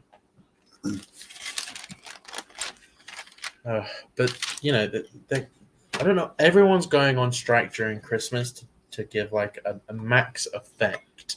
Like, just to give the most effect of being, like, punched in the face. I was supposed to do my Christmas shopping last week. I was like, well, I guess I can't do that because the trains are on strike. So I had to do it another time. But I managed to get it done eventually. But Well, that's an interesting story. it's not just me. What's this? Okay. Boris Becker. I don't know. In prison, I was just a number 2. Men threatened to kill me, and I was terrified. Oh, well, it's your own fault, mate. You got yourself in there. What is it? Sorry, read that again. What does it mean? Becker, in prison, I was just a number 2. 2 men threatened to kill me, and I was terrified. This is Boris Becker. Who's Boris Becker? He was a famous tennis player. A He tennis won player? Wimbledon when he was 17. He Oh, really? dominated. Why did he for go to years. prison for? I can't remember. It was embezzlement or something? Convicted of murder. Really? No. What?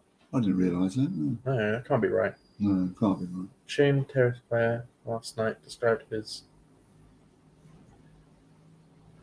No, sorry, I misread that. I don't know what his crime was. The people who were threatening him were the murderers. So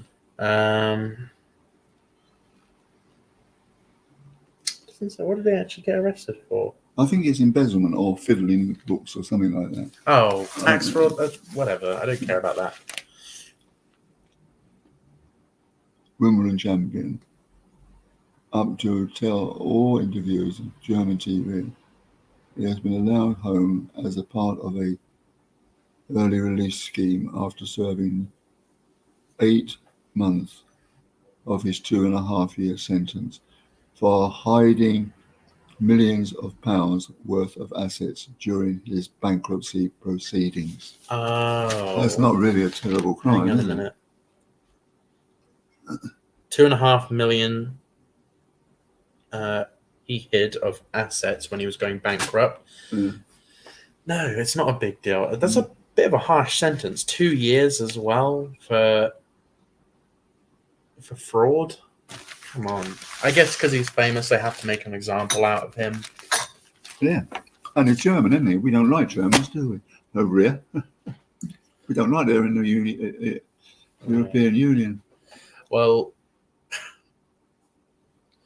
that's such a. I don't even think that should be a crime. Committing tax fraud, if I'm honest.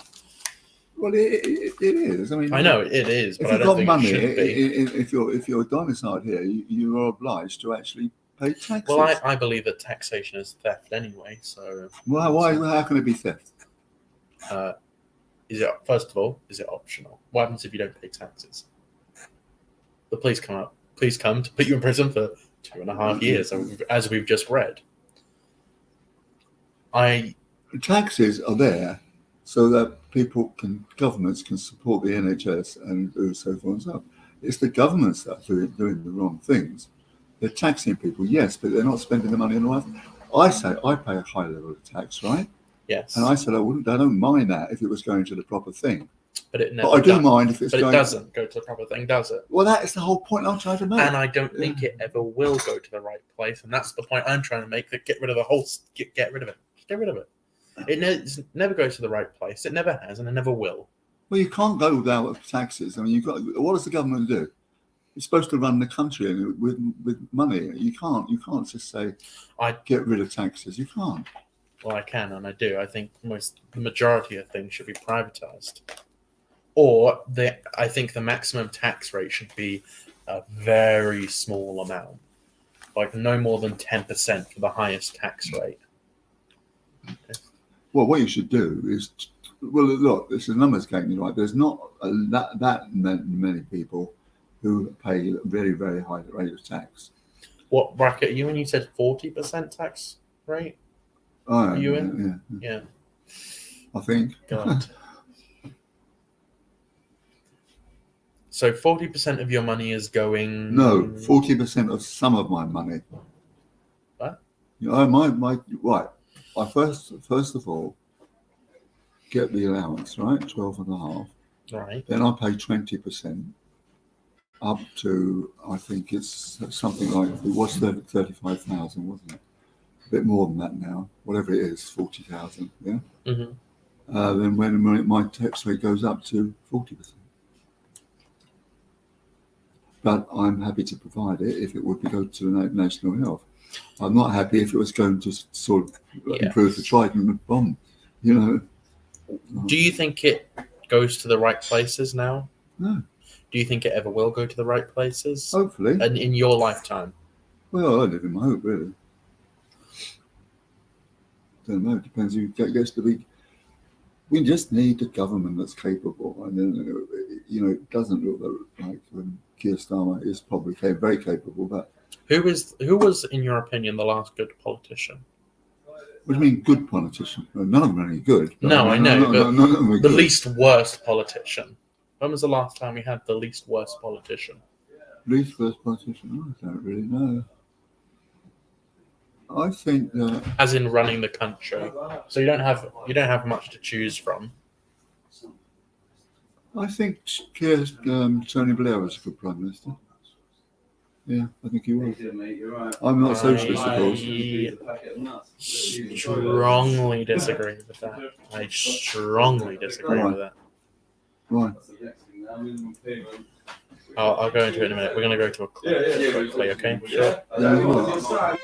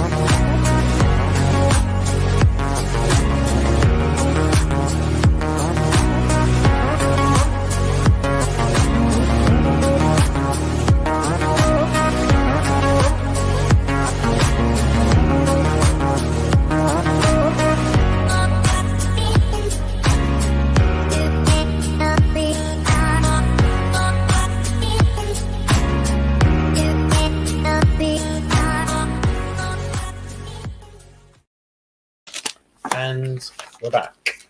Right, hello. Yeah. Sorry about that. There was some background stuff going on. I had to rush to a clip, so sorry about that. Short notice, I know, but it was just one of the short ones.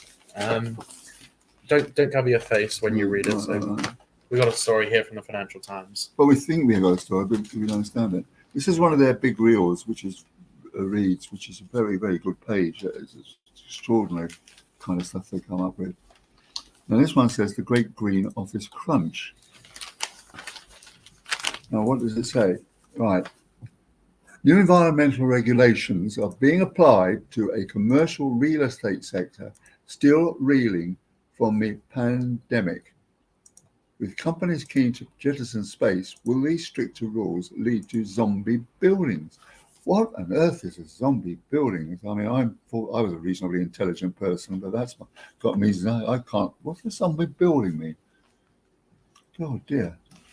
What do you think a zombie building is? I can Be like a Dalek. empty building, I guess, Yeah. or derelict, or Oh yeah. hang on. Let me definition of zombie building. All right.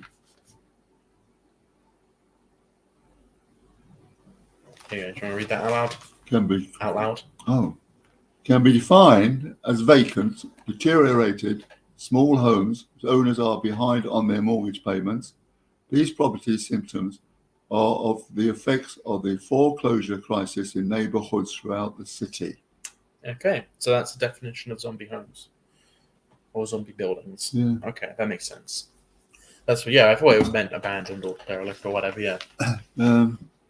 Talking about zombies, have you ever heard the Dalek joke? Right? No, I haven't. Well, 4 Daleks come up to a row of stairs. They say, "Well, that's ended our project of becoming rulers of the world, hasn't it?" Do you get it? The Daleks can't go upstairs. Yeah, I get the joke. Oh god. We used to say, I've got another joke about. I am stairs. the editor. You will obey. I got another. It's a bit over the line, but I'll say it anyway. It's another stairway joke. You know, actually, I can't say it. It's too bad. We'll get pulled from YouTube. I won't say it. Anyway, sorry. Carry on. What was the story about then? Well, about zombie buildings. Zombie buildings. What are they going to do with them? The environmental regulations are being applied to a commercial real estate sector still reeling from. Oh, Wow. Okay. jettison space. Will these strict rules lead to zombie buildings? Yeah, I don't know what that means, really, do you? There'll just be empty buildings around the place.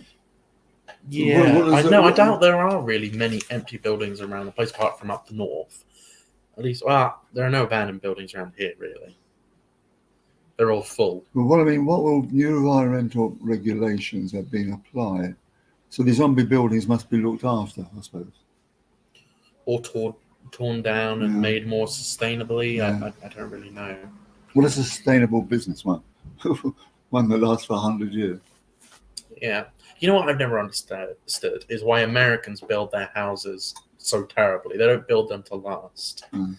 They build wooden houses and then a hurricane comes through and destroys the house every year. Oh my god, how could we have seen this coming? My house is destroyed. Oh well, we'll rebuild it out of wood again. It's ridiculous. Well, if you go to New Zealand, for example, all the houses are all wood because of the hurricane, wasn't it? Yeah. Well, I do have a story here that we Okay. can go to. Present my screen. So it's got both your favorite people in it. Two Oh. of your favorite people. We have Jeremy Clarkson and Meghan Markle, your two favorite people. Oh, I think Meghan Markle's very nice. I'm one of the few people. Jeremy Clarkson, well, you know. I love Jeremy Clarkson. Well, that shows how stupid you are, basically. Well, we got here from GB News. Jeremy Clarkson's Meghan Markle rant is now the most complained about newspaper article in history. Yeah, Did you see what he said about it? just about everything worse. Show me that. Received 17,500 complaints as of yesterday. Oh my god! Well, I've never liked the man at all. He's a thug. Apart from he beat up my cameraman, didn't he? yeah. And I think I think he's such a lumbering stupidity. Do they have the quote here of what he said? Are you kidding me? It doesn't. Hang on a minute. Let's apologize.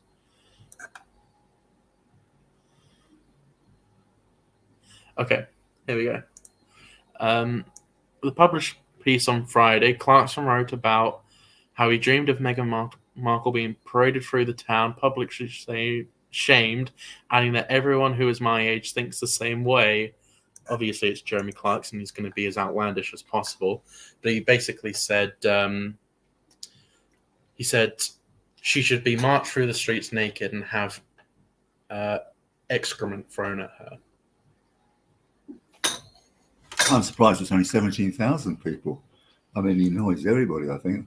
Certainly annoys me. I love Jeremy Clarkson. But that's part of your usual thing. You love Nigel Farage. Yeah. Right, point one. That's one thing against you, one strike. One thing. You like Trump. Hang look. on. With the Trump thing, it's more of, I don't think he's as bad as everyone says he is. I don't think he's as bad as the media says. Well, But we'll continue. yeah, right. Okay, so I think you better go in the corner and I'll bring your dunce's cap. If you bloody will like these kind of people, I don't want to be anywhere near you. Goodbye. Oh, gosh. Honestly, I think he's a It's great now guy. the most complained about newspaper article in history. Mm.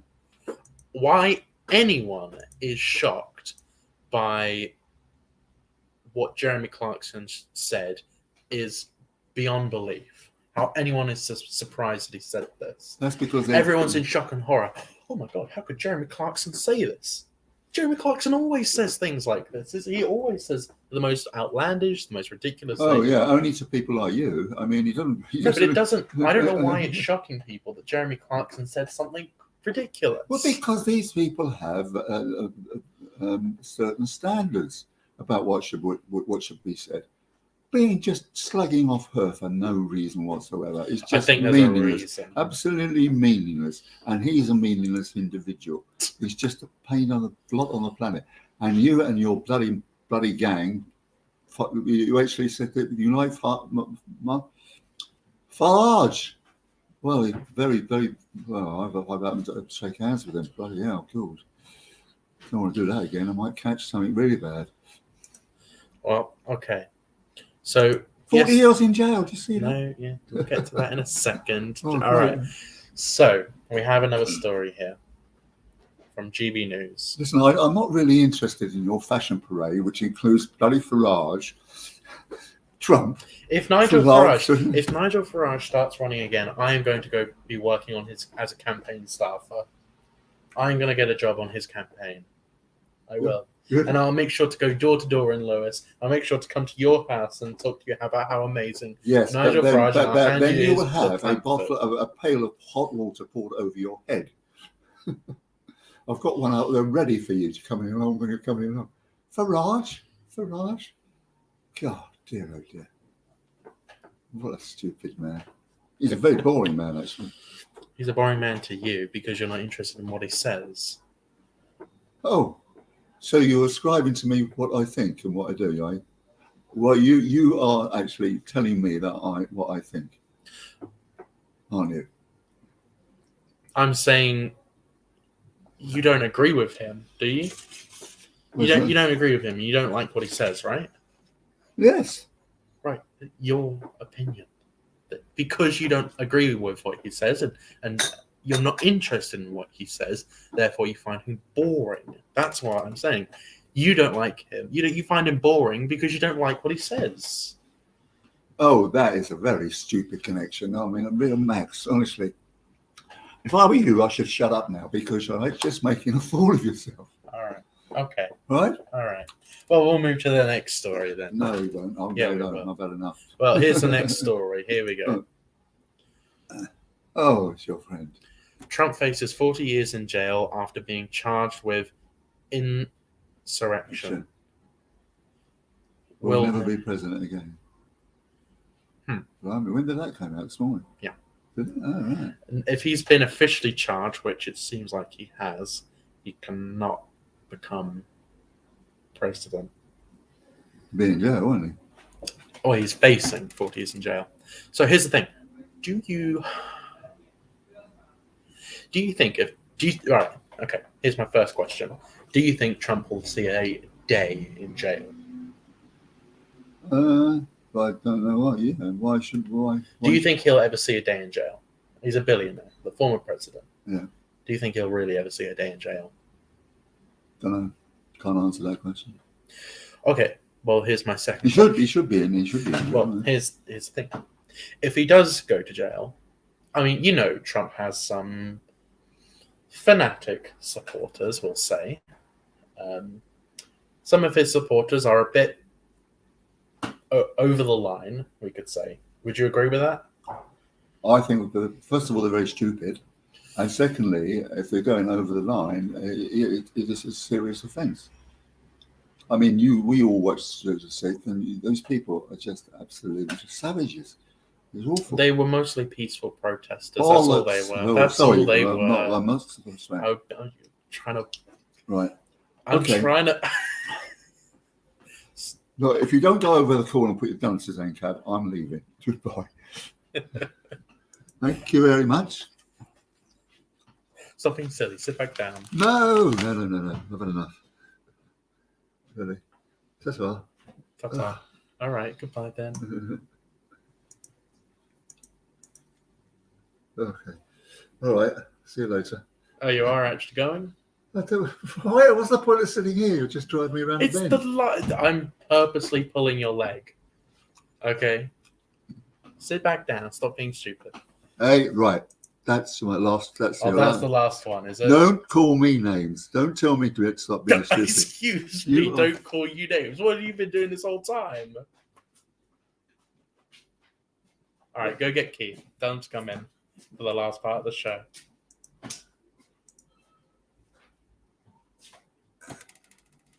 Okay. All right. Well, he's gone. I thought he was kidding around, purposely just trying to pull his leg. And yeah, well, that's how our last show ends. Oh, well. All right, well, let me go get Keith, and we'll continue the last of the show together. So let me just play this whilst I go get Keith.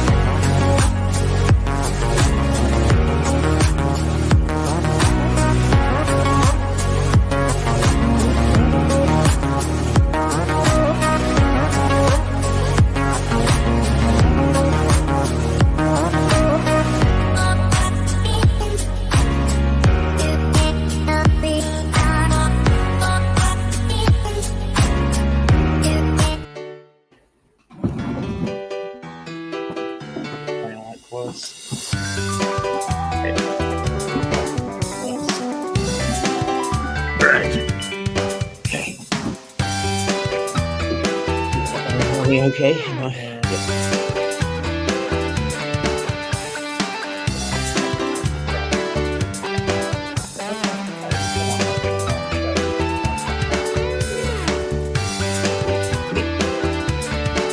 Get used to it.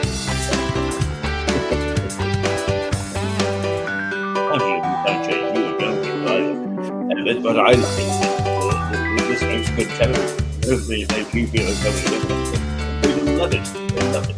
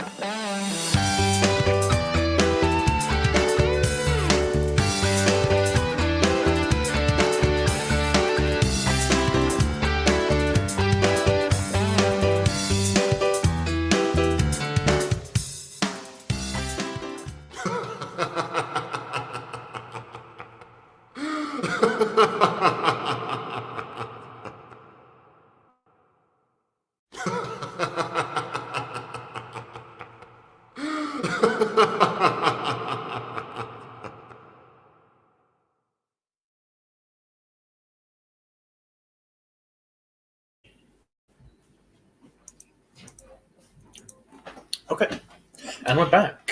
Yes, and I was asleep. And the young man here comes and nudges me and says, Oi, oi, what do you expect me to do all the work? Come on back for 10 minutes or so. But the boy done good. The boy done good. We'll send him off into the great wild world of the wider media, and I think he will be well prepared from some of the things that he's been made to do here. And he said, I can't do that, and here he is. He's sounding like a pro. God's sake, Jesus. Anyway, here I am. What task are you going to set me? Well, I guess I'll go through the story with you. Right. Let me just share screen for a moment here. Let me bring this up. So, we have this story here. Right.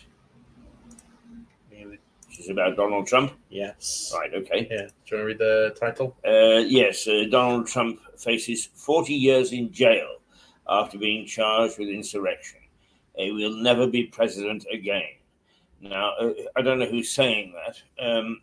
Where's the story coming from? GB News. So, not exactly a liberal outlet. They're reporting on this. I mean, the fact of the matter is, of course, is what they're doing is that they are assuming that he will be brought to trial, and that's some of the, depending upon who the trial judge is, that's what will be handed down. I doubt if Trump will ever see the inside of a jail. No, I highly doubt it as well. And anyway, I think that the precedent of sending a former president to prison would be something that the United States would want to avoid. If you recall, no, you wouldn't recall because it was before your time. Richard Nixon, of course, was guilty, quite a bit before my time, and was impeached, and he resigned, and that was the deal they made. But Nixon, before he died, went on to do other things, and they tend to be left alone, and I think that Trump will be left alone. Yes, there are people who... Oh, yeah, he'll never see a day in jail, no. Obviously. He's a billionaire and the former president. And I said, even if he does see even a day in jail, he has some fanatical support. Yes, he does. Right? That if he goes to jail, I guarantee you there would be a civil war. Well, I don't know about a civil war, but there'd certainly be unrest in the streets. I would agree with you. There would be a lot of unrest. But the United States Constitution, which is a very good constitution, actually, a very simple one, but it covers most things, gives stability to the country. And I don't think just because Donald Trump would go to jail that the Constitution would be overthrown and the presidency and so on and so forth. Not even by a civil war. There would be unrest. That I'll grant you. Absolutely. The interesting thing is that Melissa Conte, of course, our New York correspondent, has been chatting to us every Friday about Trump and where he faces. And she went really and followed it from where it looked as if he was a credible candidate to run again to where the people started to tire of him, and particularly his antics of stamping of feet, to the point where now, in her view, is he doesn't stand a chance, and that the candidate is likely to be the Republican from Florida. And you tell me his name. Ron DeSantis. Yes, right. Yes, and in her view, not in the same way, but he is also a bit of a threat to the United States because he is basically a fundamental Christian. And fundamental Christians are very unforgiving about, a lot of things that we would take for granted as being, well, what the hell. So I think the states, in terms of leadership, is in a very difficult place because it's got a president who is now 80 some odd, Joe Biden. 81. If he runs again, he'll be up for He won't. 82, 83. I would place probably £200-300 bet on him not running again. Really? There is no way that he will, first of all, run again, make it through the second Yes. term. Well, normally what happens is that the vice president then steps up, but this lady that is apparently is Kamala also Harris. disaffected the electorate. So Joe Biden has the worst approval rating of any president in history. Yeah. His approval ratings are lower than Trump's lowest point. It's Well, ridiculous. because they do go up and down the approval ratings. Yeah. So there is this week they're good, next week they're not. But I would think that because of ages, he would be 85 or 86. Now I could handle the presidency at that age because I know what I can do at 83. But I don't think that Biden could. He's not the same stuff as me. Go on, No. laugh. He was doing what all young people do. He was on his phone. I'm trying to find more about this story because there's not enough information here. Yeah, right. Well, I mean, I think that it's, first of all, there's a certain amount of speculation in that story, so you may not be able to find. Well, he anything has that's, been charged. Yes. That we know for sure. Yeah. We also know for sure that if you have been charged, you cannot run again. Right. So, Okay. That's law, is it? That's American law. It is, yeah. Yeah. So So that puts him out of the running. 99% chance, yes. Yeah. Now, look, this man is not a man to lie down and take anything easily. No. I think what the fascinating thing is going to be is what does he do next? He could easily, I mean, when you talk about civil war, and I say, okay, only trouble, is he could immediately, because being charged, is he's not going to be held in remand. I mean, he's not going to be in prison. And I think that he will try to create as much trouble as he possibly can on the basis that be careful what you do to me because, people will get upset. So that's my view. But he's an interesting character. Let me give you, just going back, where I think things are going wrong for the Americans, I believe that Trump was he was elected because people were totally disaffected with both the Democrats and the Republicans. They were up their own backsides. They weren't thinking about the electorate or citizenship. They were very much handing out everything to themselves. They were corrupt. So the whole of American politics was really very poor. And it didn't seem as if anything was going to happen. And I think the electorate, not knowing much about Trump in political terms, saw an opportunity to bloody the nose of the two parties in the hope that what it would do is it would actually bring them to their senses and that they would actually reform so that there was good governance in the United States again. But the fact of the matter is it didn't do that. The two parties went back to their old ways, and as a consequence, where do we stand at the moment? A fundamental Christian looking as if he'll run for the Republicans, and nobody knows who the hell is an unknown is going to run probably for the Democrats. No, the Democrats in America, from what I understand, have the same problem that Labour has in this country. There's no charismatic person. There's no one really. There's no Kennedy. No, there isn't. No, I agree, and I think that really the very thing that the electorate voted against, I mean, or The only rejected, person, is change your spots, and they haven't. the only person who would have been good for the job would have been Bernie Sanders. But he's too old now. He's older than Joe Biden, I believe. Right? Yeah. I mean, they've got to look for. How old was Kennedy when he came back? He was less than 50, was he not? How old was JFK? 46 when he died. 46 when he died. Yeah. So yeah, he would only be 40 something when he became president. Was that? Did he die in his second term? No, he was campaigning for his second term. Oh, so he inaugurated at 43. 43, right? So very young. Yeah. I don't think you can stand for president if you're under 40. It's 35. 35 now, is it? Yeah, they've altered it. So American politics is very interesting, and well, people say, well, why do you rabbit on, Keith, about American politics? The fact is, what happens in America has a big impact on what happens here.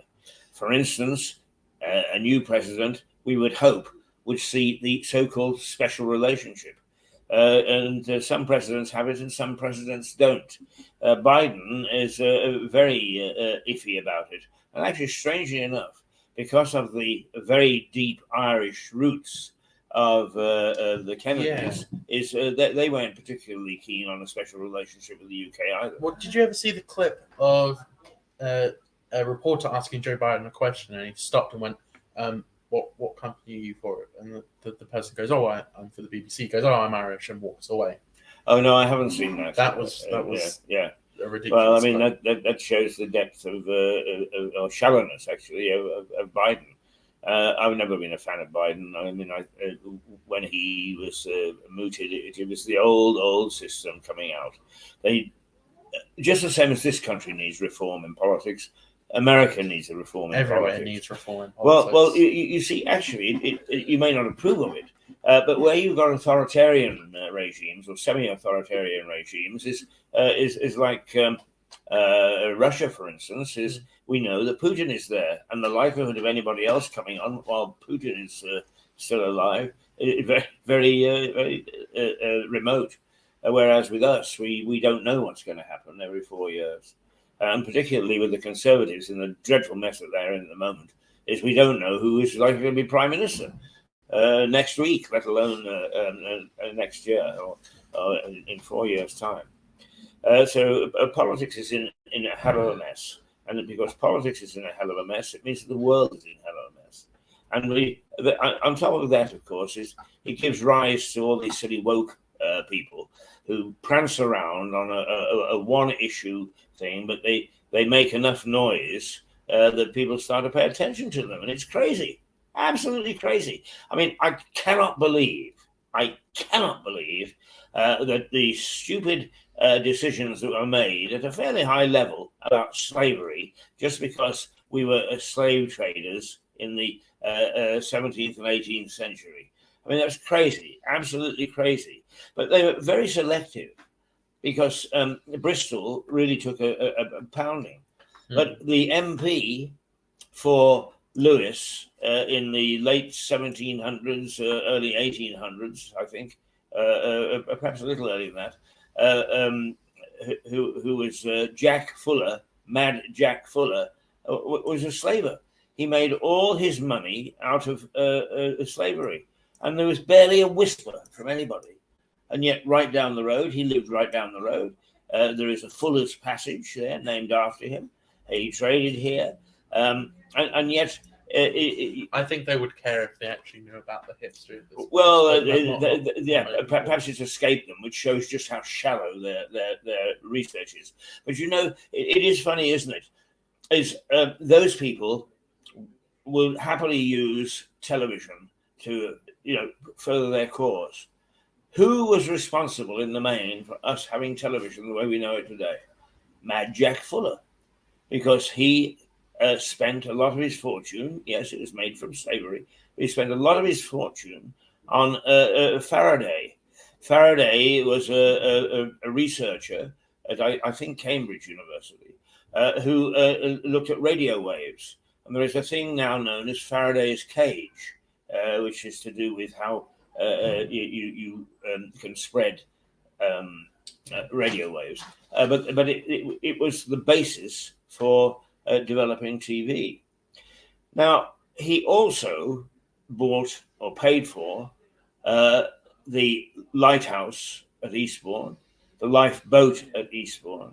He supported Davy, who made the first miner's lamp, which meant that people going underground didn't suddenly blow themselves to smithereens instead of holding candles to see if there was a gas there. There are follies around here. He saved Heather Castle. There are follies all over East Sussex. He built towers. And basically, it was because he wanted to know what was going on with the Napoleonic War, and where the French going to actually invade us, which was a real threat at the time. But also is the wife of a supporter and sometime contributor to Mirador Television, Rupert Lloyd-Thomas, has written a book about Mad Jack. And one of the things that is excellent is diaries showing as the squire of Brickling, I think it is the village in East Sussex, is at Christmas time he used to slaughter the very best beef in his stock so that he could give a really good Christmas feast to the villagers. The other amusing thing is that Mad Jack enjoyed his booze, and he was 22 stones when he died. But in Brightling churchyard is a pyramid, and Mad Jack had this pyramid built as a monument to himself, but also it was said that he would sit there at a table with his favorite wine and a feast of whatever was his food, and play cards, and for the longest time until somebody was restoring the monument and managed to take a look inside, everybody really believed that Mad Jack was there. A real character, a great story, a great Sussex story. And I'll tell you, if those bloody woke people who pull down statues and so on try to interfere with Mad Jack, they'll have me to deal with. He was a great character, and yes, okay, but what is it in Samson and Delilah? Is that he comes across a lion that is dead, but the bees have formed a honeycomb in the carcass, and the phrase is, "Out of evil comes forth goodness." And if in fact Mad Jack, if you consider slavery of that time evil, Mad Jack actually did a lot of very, very, very good things, which have a marked measure on the life that we actually enjoy today. And I think that's sometimes the way that you have to look at these things. Yeah, I agree. Well, it's 11:01. Oh, is it? I talked us into over the time. Yes. Never mind. Thank you for letting me back in, Mr. Host, for the last 20 minutes. I've enjoyed myself, and I hope that perhaps you learned a little bit of something about Mad Jack and what slavers could and did do with the money they got. And actually, if you really want to be fair, don't buy Chinese goods, because the fact that they have their factories stocked with people who work just for a bowl of rice is just as bad. So there. All right. Toodle pip. All right. Thank you very much for watching. Tomorrow is my last day, so I will be here at 8:30 until 11, and that'll be my last day. And I'll be here with Liza Page, so that'll be a good show tomorrow. That's the alternative view. Listen to them. They've got some very interesting things to say. You may not agree, but by God, it's Probably good that they can say them. Well, thank you very much for watching. We'll see you tomorrow. Goodbye.